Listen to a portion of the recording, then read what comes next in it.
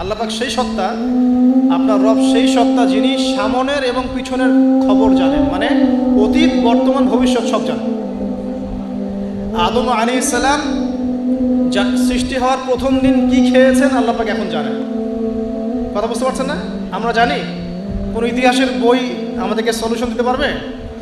জান্নাত জাহান্নামের ফয়সালা হয়ে যাওয়ার পরে, এটা বোঝেন, জান্নাত জাহান্নামের ফয়সালা হয়ে যাওয়ার পর জান্নাতীরা 100 কোটি বছর পরে কি খাবে, কি করবে, কি পড়বে, আল্লাহ পাক এই মুহূর্তে সেটা জানেন।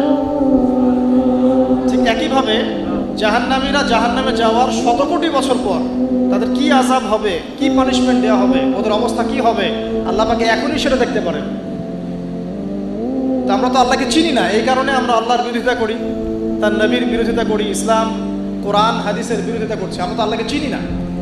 আল্লাহ পাক বলছেন ইয়া'লামু মা বাইনা আইদিহিম ওয়া মা খালফাহুম, সামনে পিছনে যা আছে, অতীত, বর্তমান, ভবিষ্যৎ সব আল্লাহ পাক জানেন।